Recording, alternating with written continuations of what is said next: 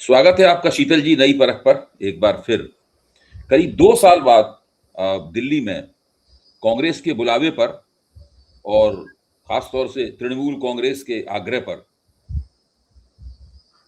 India गठबंधन की बैठक हुई। 2 साल पहले यानी 2 साल पहले जब 2024 का चुनाव लोकसभा चुनाव परिणाम आया था, उसके बाद से इन लोगों ने शायद ये मान लिया था कि अब हमें इसकी बैठक की कोई ज़रूरत नहीं है, तो इसके बारे में कोई सोच-विचार भी नहीं होता था।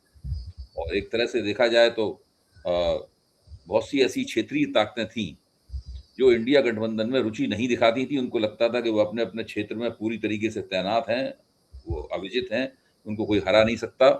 तो वो उन्हें ऐसी कोई गठजोड़ की ज़रूरत नहीं है। कांग्रेस को जब गर्ज होगी तो कांग्रेस अपना कुछ करती फिरेगी, तब देखा जाएगा।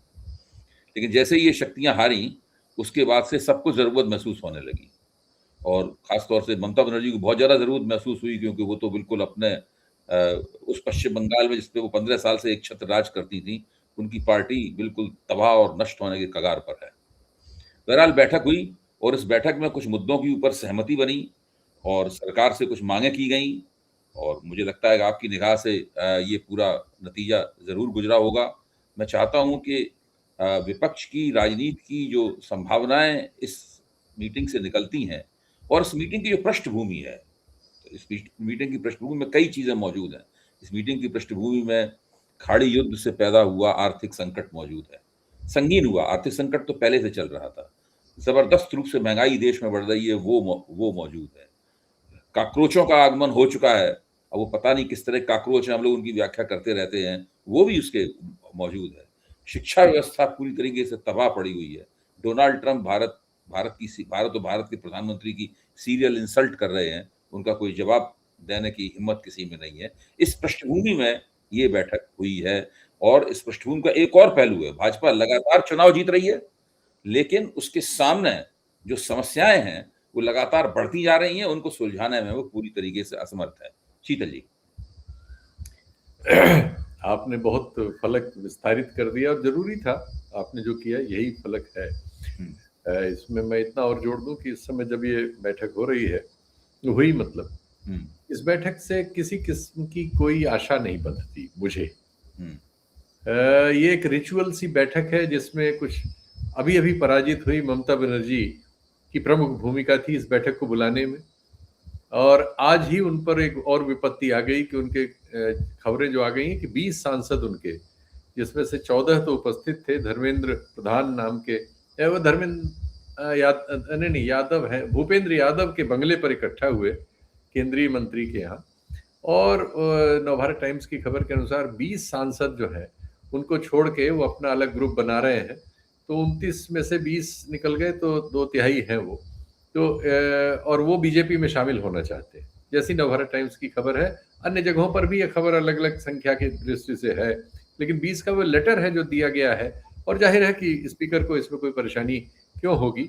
और जैसा कि राज्य में हुआ कि उनके 60 एमएलएज ने अपना अलग ग्रुप बना लिया और उनको तुरंत लीडर ऑफ अपोजिशन मान लिया गया और वहाँ के मुख्यमंत्री भी आज दिल्ली में थे, पता लगा वो भी उस बैठक में थे। तो मतलब ममता बनर्जी के राजनीतिक अवसान पर आप कह सकते हैं एक तात्कालिक मोहर तो लगी गई है और अब उन्होंने इसमें व्यग्रता दिखाई और उनका मेरा ख्याल है उन्हीं के हस्तक्षेप से ये हुआ कि एक चिट्ठी चीफ जस्टिस ऑफ इंडिया को लिखी जाने का फैसला हुआ है। आज जो कुछ फैसले हुए हैं उसमें से एक फैसला ये है कि सारा विपक्ष मिलकर एक चिट्ठी लिखेगा चीफ जस्टिस ऑफ इंडिया को। चीफ जस्टिस ऑफ इंडिया अपने पूरे लवाजमे के साथ और बहुत सारे सीनियर वकीलों के साथ इस समय गरीब देश में, जिसमें हमारे प्रधानमंत्री ऑस्टेरिटी की गुहार कर रहे हैं, इस समय वो लंदन में बैडमिंटन खेलने गए।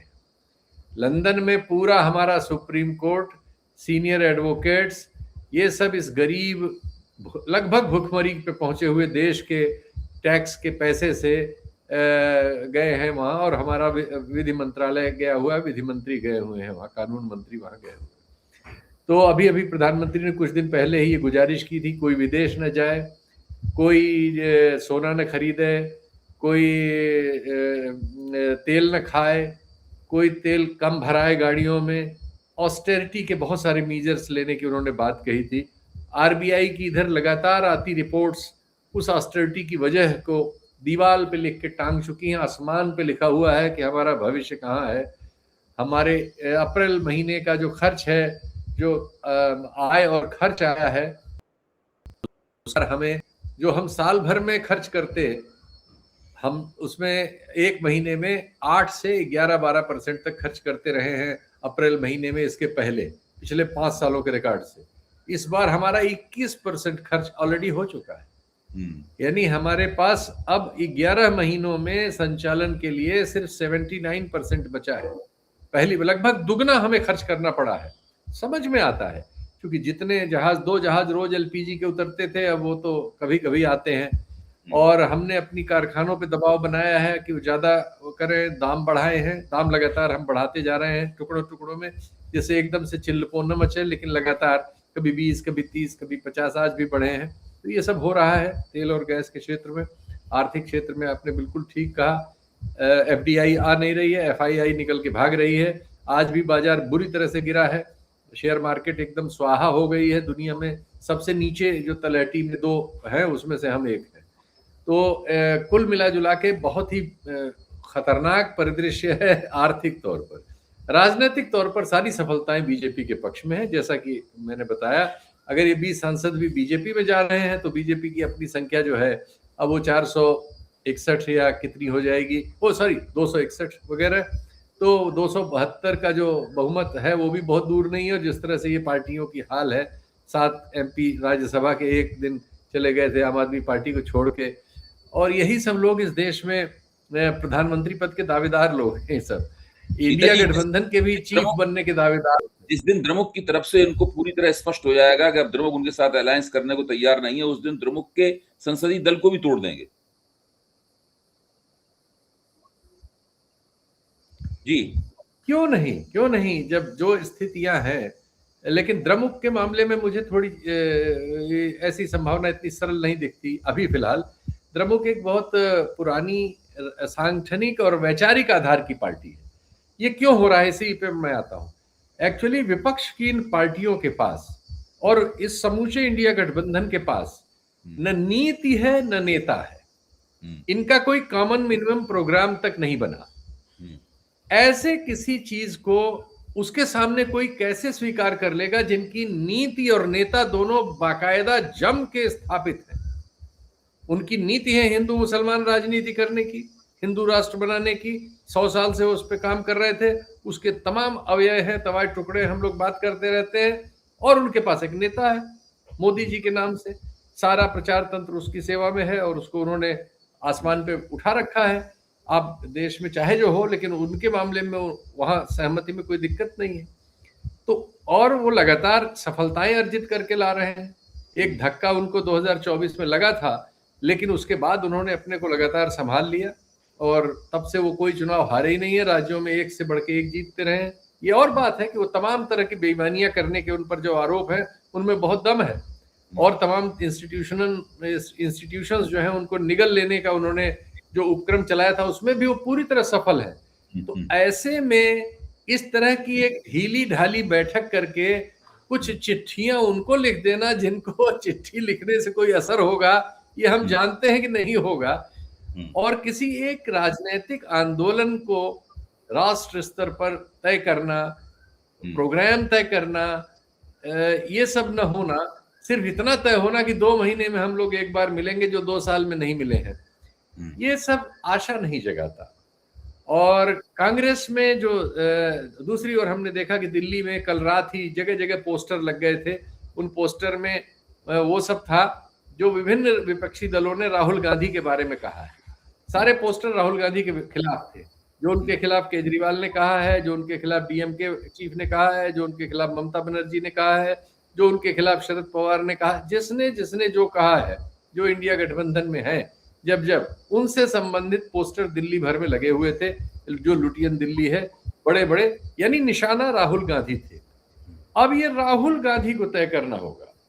वो इस तरह के एक ढीले ढाले प्रपंच में बैठ के अगर अपनी एनर्जी और अपना सब वेस्ट बार बार करते हैं सिर्फ इस लालच में कि जब लोकसभा चुनाव होगा तो इन दलों के साथ उनका सीट एडजस्टमेंट हो जाएगा और भविष्य में अगर कोई परिवर्तित सरकार बनी तो उसमें इनकी जरूरत पड़ेगी, तो मुझे लगता है कि वो आज के वक्त को ये जानते हुए कि वो बहुत दूसरों की तुलना में बहुत क्लियर हैं, नीतियों पर वो स्पष्ट हुए हैं, अपनी भूलें उन्होंने स्वीकार करने का साहस दिखाया है, कंसिस्टेंट भी हैं और सड़क पर भी हैं। वो सारे गुण हैं जिसमें अगर ये सब भी वो जोड़ें कि जो उनसे आइडियोलॉजिकल फ्रेमवर्क के में 50%, 40%, 60% भी साथ आ रहा हो, तो आप एक कॉमन मिनिमम प्रोग्राम बना के इस देश को दीजिए। लीडरशिप का क्वेश्चन क्लियर कीजिए। अगर ये हमेशा बना रहेगा कि इसके नेता राहुल होंगे, कि ममता होंगी, कि केजरीवाल होंगे, कि शरद पवार होंगे, तो ये देश इस भ्रम में नहीं रह सकता। कितने दिन आप इसको रख पाएंगे? और ऐसी परिस्थिति में तो सवाल ही नहीं है। आपको नीति और नेता दोनों का फैसला करके पब्लिक में जाना होगा, और अगर आप इसके लिए नहीं तैयार लोगों को कर पाते तो उनको छोड़ दीजिए। हमारे देश में तीसरा फ्रंट बहुत बार बना है, बहुत बार नष्ट हुआ है, एक बार और बन जाने दीजिए। बनने का प्रयास तो हमेशा किया गया है। कौन राहुल गांधी के साथ है? अखिलेश यादव बीआरएस से मिलने नहीं जाते थे? अखिलेश यादव ममता बनर्जी के नहीं जाते थे? आम आदमी पार्टी तो खुलेआम उनके खिलाफ है, पूरा युद्धरत है। क्या आप क्यों उनसे कोई अपेक्षा कर रहे हैं? वो आपकी अपेक्षा के है ही नहीं। आपसे आइडियोलॉजिकली 2-3 लोग आपके साथ चल सकते हैं अगर आप मुद्दे पे राजनीति करेंगे। अगर आपने सोशल जस्टिस को प्लैंक लिया है, तो सोशल जस्टिस के प्लैंक पे आप हैं। इस देश में इंस्टीट्यूशनल शुचिता का आपका प्लैंक है, डेमोक्रेसी का है, अल्पसंख्यकों पे होने वाले अत्याचारों पर आपका एक स्टैंड है, विदेश नीति पर आपका स्टैंड है जो चला आ रहा है। आपका अगर ये सब स्टैंड है, आप उस पर कंसिस्टेंट हैं, इस पे बात करिए। जो कॉमन मिनिमम आपके प्रोग्राम में 5-6 लोग आ सकते हैं, आएंगे ही, ऐसा नहीं है कि एकदम खाली रहेगा। उनके साथ आप एक प्लेटफॉर्म बनाइए, ये अनाउंस करिए कि आप ये करना चाहते हैं, जाति जनगणना से लेके ये सब, और ये हमारे नेता हैं, आइए भाई, और मैदान में उतरिए और आंदोलन करना पड़ेगा, क्योंकि आप सब हार चुके हैं, आप इंस्टीट्यूशन हार चुके हैं। अगर आप इस गलतफहमी में हैं, अभी इससे पहले एक कार्यक्रम में मुझसे पूछा गया कि तो 29 में आपको क्या लगता है? मैंने कहा मुझे न 27 में, न 28 में, न 29 में, न 30 में, मेरे सामने तो साफ लिखा हुआ है कि इंस्टीट्यूशन सब जिसकी जेब में है वो रिजल्ट उसका है भाई। अब मुझे इस पे फिर से क्या मेहनत करनी है? बंगाल के लिए अलग मैं सोचूं और बिहार के लिए अलग सोचूं, हरियाणा के लिए? अरे भाई, लिखा हुआ है दीवार पे। इलेक्शन कमीशन रिग करके उन्होंने बना लिया है। जुडिशरी बैडमिंटन खेल रही लंदन में ऑस्टेरिटी के दिनों में, अर्थव्यवस्था जमीन में मिल गई है, और देश में सांप्रदायिक दावानल को प्रचार करने वाली सारी मशीनरी एक तरफ है। तो मुझे अब इसके बाद आप ये सवाल मुझसे क्यों कर रहे हैं? ये सवाल का उत्तर है, कोई चुनाव आप नहीं जीत सकते अगर वो नहीं चाहेंगे तो। वो लूट लेंगे चुनाव भाई। अगर देश के लोग नहीं खड़े होंगे इस लोकतंत्र को बचाने के लिए, तो फिर अब किसी चुनाव का कोई नतीजा वैसा नहीं आएगा जैसी कल्पनाओं से आपको व्यूज मिल सकते हैं प्रोग्राम में, न्यूज हो सकती है वो, लेकिन वो इस देश में जो राजनीतिक परिदृश्य है, इसमें जिम्मेदारी पैदा करने, जवाबदेही पैदा करने का नतीजा नहीं पा सकते, न ला सकते।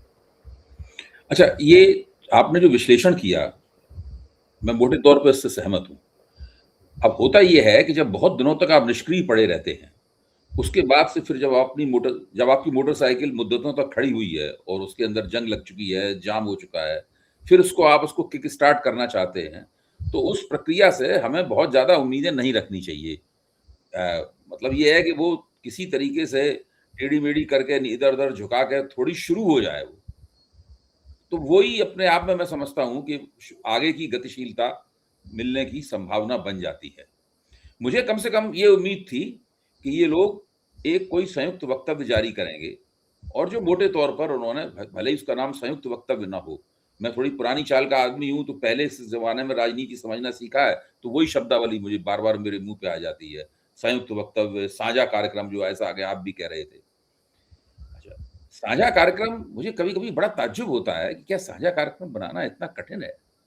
जब 2023 में इन्होंने इंडिया गठबंधन की दागवेल डाली थी, उस वक्त हम लोग टीवी पर कहते-कहते हाँफ गए कि भाई एक साझा न्यूनतम कार्यक्रम बना लीजिए।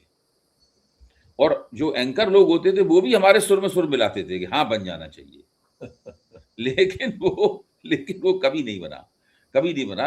और हम ही लोग सिर सिर अपना पीटते हुए रह गए। मैंने तो व्यंग में ये भी कहा था कि भाई अगर आप लोग ना बना पाए तो मुझे बता दीजिए, मैं बना के दे दूंगा, उसमें थोड़ा सा तो ऊंच नीच प्रोमो करके फुल आप। स्टॉप बदल लीजिएगा।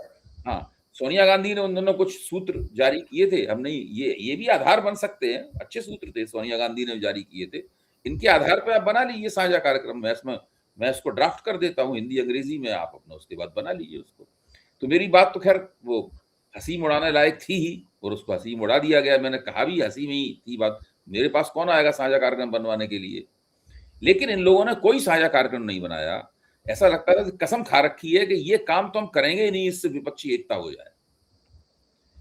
अब ठीक है, उन्होंने कहा कि हम 2 महीने बाद मिलेंगे। मुझे क्या लगता है शीतल जी कि इस पहली मीटिंग में एक इस तरह की भावना बनी है कि ये लोग अपने गिरेबान में मुंह डालकर देखने पर मजबूर हुए हैं, क्योंकि हार गए हैं ना पूरी तरीके से जगह जगह। जो क्षेत्रीय ताकतें विपक्षी एकता की कोई आवश्यकता नहीं मानती थी, वो कहती थी ये कांग्रेस का काम है, वो अपने देखेगी करेगी, हमसे क्या मतलब है, हम तो अपने जगह में बैठे हुए हैं, हमें कोई हरा नहीं सकता, हम ही बीजेपी को हराते हैं। तो ये इनका जो दावा था, चूंकि ये दावा नष्ट हो गया है, खत्म हो गया है दावा, इस दावे को करने लायक वो नहीं रहे हैं, इसलिए अब उनको लगता है कि कांग्रेस के साथ मिलकर कुछ अपने गिरेबान में मुंह डालकर देखें और कुछ नए सिरे से एक मीज़ान बनाएं। क्या आपको अब इस मीटिंग में तो मुझे ज़्यादा इतनी उम्मीद थी, और शायद उन्होंने इस उम्मीद को पूरा कर दिया है कि उन्होंने अपनी जंग लगी हुई मोटरसाइकिल को खींच-तान करके चालू कर दिया है। उसमें घड़-घड़ की आवाज़ आ रही है। अब देखते हैं वो आगे बढ़ती है कि नहीं बढ़ती है मोटरसाइकिल। अच्छा, अब जो माहौल है जिसका आपने भी ज़िक्र किया और कुछ-कुछ मैंने भी उसकी तरफ इशारा किया था। अगर इन्होंने जल्दी से फटाफट 2 महीने भी बहुत दूर की बात है, 2 महीने का समय ज़्यादा ले लिया, इनको चाहिए तो अगले महीने की मीटिंग फिर रखते। 1 हफ्ते बाद मीटिंग रखना तो ठीक नहीं था।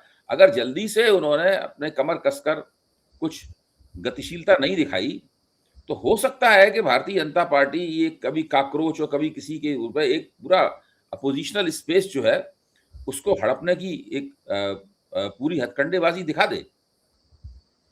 आप बिल्कुल आपने सही कहा। हाँ, इसके बाद जो अगली स्थिति है वो यही है हाँ, कि इनके एक कॉमन मिनिमम प्रोग्राम और एक पॉलिटिकल कार्यक्रम की अनुपस्थिति में चीजें जो की त्यों नहीं रहेंगी, क्योंकि लोग बिलबिलाए हुए हैं, लोग बेतहाशा बहुत तकलीफ में हैं। एक ही आंकड़ा आपको मैं बताऊं, पिछले 1 साल में सोना गिरवी रख के घर चलाने वालों की तादाद में 120% की वृद्धि हुई है। 120। ये आरबीआई का आंकड़ा है। और जो क्रेडिट कार्ड और पर्सनल लोन से लेने वाले लोग हैं, सॉरी, जी, उसकी वृद्धि जो है वो 52-53% है। तो जी, ये बता रहा है कि हमारा जो अच्छा, वेतन बढ़ नहीं रहा है। वेतन 12 साल से लगभग मजदूरों वगैरह की मजदूरी बहुत थोड़ा सा, इन्फ्लेशन की तुलना में उसका कोई मतलब नहीं है। तो ये हर चीज महंगी हो गई है, लेकिन आय उतनी बढ़ी नहीं है, और आय के स्रोत और बेरोजगारी बेतहाशा बढ़ रही है।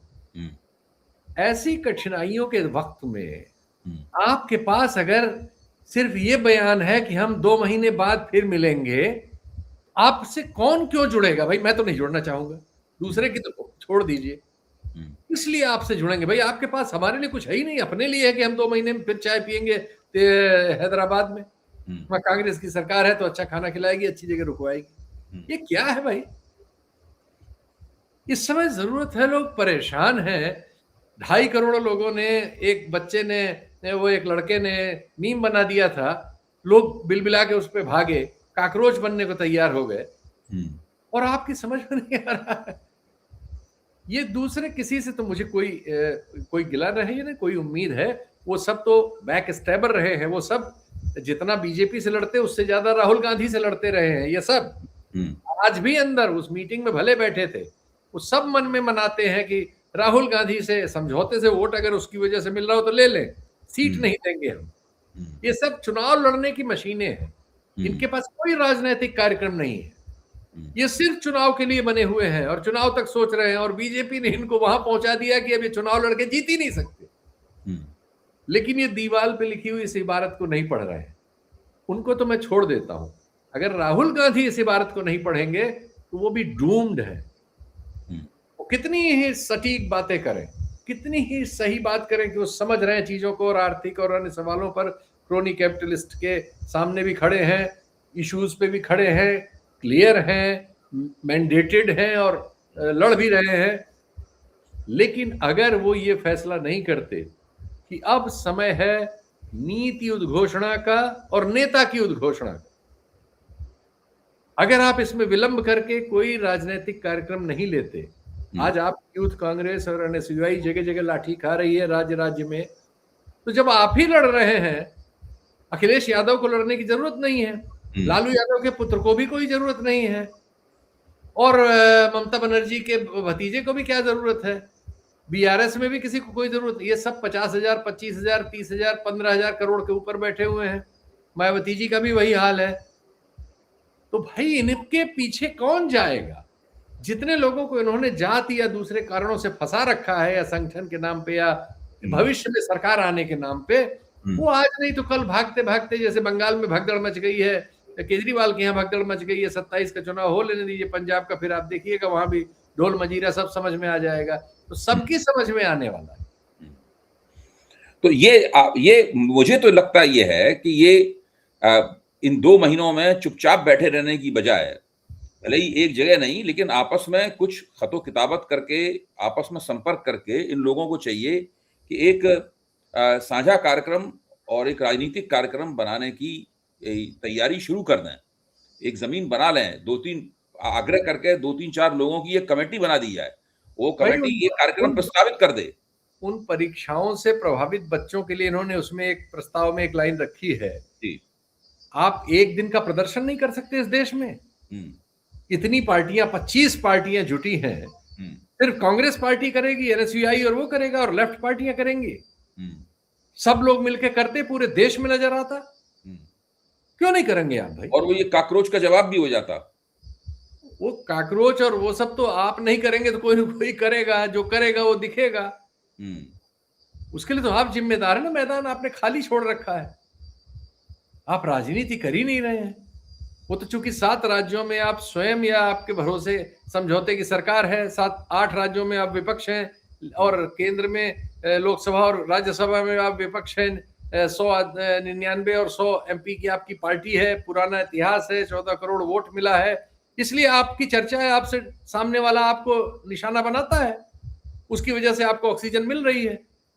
लेकिन आप अपने किस काम से इस देश के लोगों को ये विश्वास दिला पाए कि मैं नेता हूं और ये मेरी नीति है और आओ लड़ा जाए और कोई रास्ता नहीं है?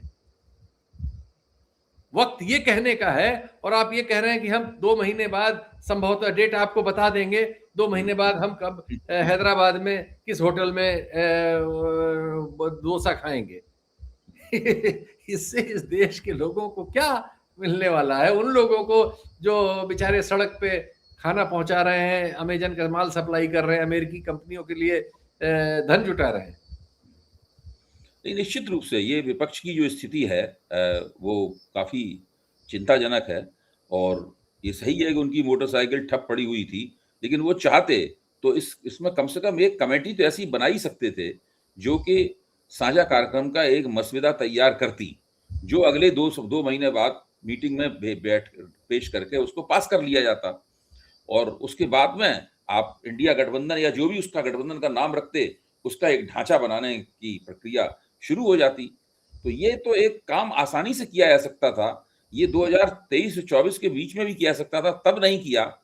अब लेकिन इस काम को इन्हें कर लेना चाहिए। मेरे ख्याल से अभी भी समय है, थोड़ा देर तो लगातार करते ही जा रहे हैं, लेकिन अभी इस काम की अगर ये शुरुआत कर दें तो अभी तक की देर आए दुरुस्त आयत वाली स्थिति में होगी, और बहुत तेजी के साथ, क्योंकि हमने देखा है कि जब भी विपक्ष एकता करने की तरफ जाता है, उसकी संभावना एकता की प्रकट होती है, तो भारतीय जनता पार्टी सर्वाधिक चिंतित हो जाती है। भाजपा में विपक्ष की एकता की संभावना ही घबराहट और भगदड़ पैदा कर देती है, कि मजबूत एकता का मतलब है भाजपा का सत्ताच्युत हो जाना। उसकी कोई कितनी भी तिकड़म कर ले, फिर वो बच नहीं सकती भारतीय जनता पार्टी, उसको बाहर जाना ही होगा सत्ता से। लेकिन अभी तक विपक्ष ने इस प्रकार का कोई संकेत नहीं दिखाया है कि वो ऐसा करने के लिए जा रहा है। क्या आपको उम्मीद है कि इस बीच में 2 महीने होंगे, 2 महीने में कुछ पेशबंदियाँ, कुछ प्रस्ताव, कुछ औपचारिक बातचीतें तो आज हो गई, कुछ अनौपचारिक बातचीतों के ज़रिए ये लोग कुछ करने की कोशिश करेंगे? मुझे नहीं लगता, क्योंकि हुँ, इसमें सब अपने-अपने इंटरेस्ट से गए हुए हैं। हुँ, उत्तर प्रदेश में अखिलेश यादव को लग रहा है कि प्रेम से 27 के चुनाव में मुख्यमंत्री बन रहे हैं। उनके आस-पास चारों तरफ लोग इसी तरह से सोचते हैं, तो उनका पूरा टारगेट ये होता है कि कांग्रेस से अलायंस तो हो, चूँकि उनके नीचे माइनॉरिटी और दलित वोटरों का एक समूह आता है उनकी वजह से।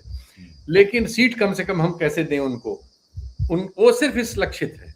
इससे अतिरिक्त किसी आंदोलन में, किसी चीज़ में उनकी कोई रुचि नहीं है। लालू यादव के परिवार का तो दूसरी समस्याएं हैं, तो उनसे कोई मतलब, उनका बंगला खाली हो रहा है, वो ज़्यादा बड़ी समस्या है।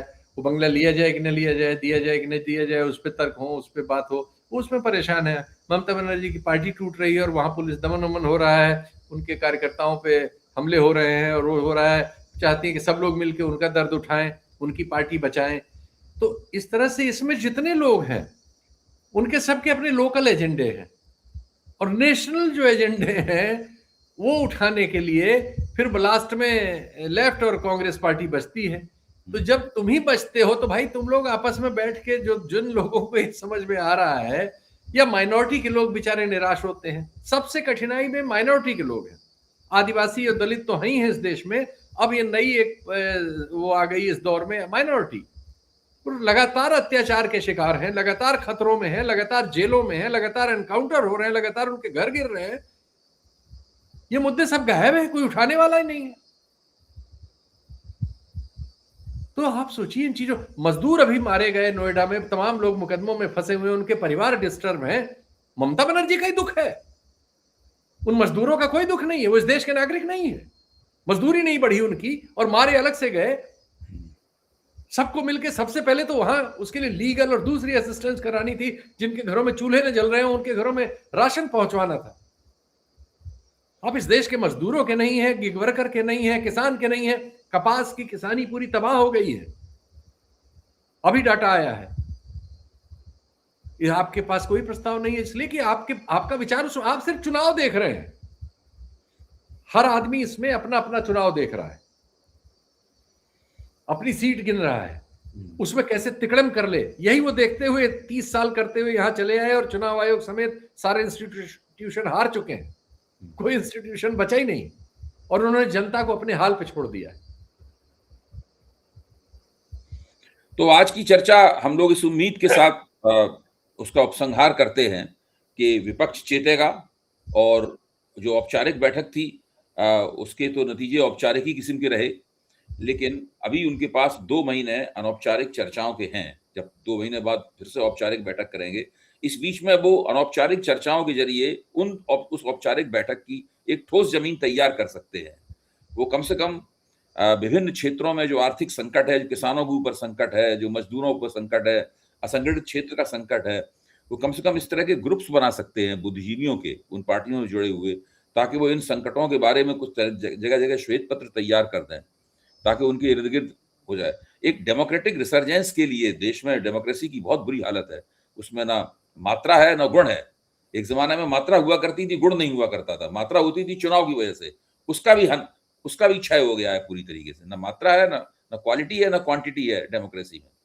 तो उस डेमोक्रेटिक रिसर्जेंस के लिए वो चाहें तो अपने बुद्धिजीवियों को एकताबद्ध करके उसका एक एजेंडा तैयार कर सकते हैं। एक न्यूनतम साझा कार्यक्रम बना सकते हैं, एक राजनीतिक कार्यक्रम बना सकते हैं, एक आंदोलनकारी कार्यक्रम की प्रस्तावना तैयार की जा सकती है। काफ़ी कुछ किया जा सकता है, काफ़ी कुछ उनके पास करने के लिए है। अब इन 2 महीनों में वो आपस में अनौपचारिक चर्चाओं के ज़रिए ये करने की तरफ जाते हैं या नहीं जाते हैं, इस पर हम लोगों की निगाह रहेगी। और अगर ऐसा कुछ घटित होता है, तो हम लोग उसको तुरंत रेखांकित करेंगे और उसको लेके नई परख के दर्शकों के सामने आएँगे। बहुत-बहुत धन्यवाद शीतल जी। नमस्कार। नमस्कार।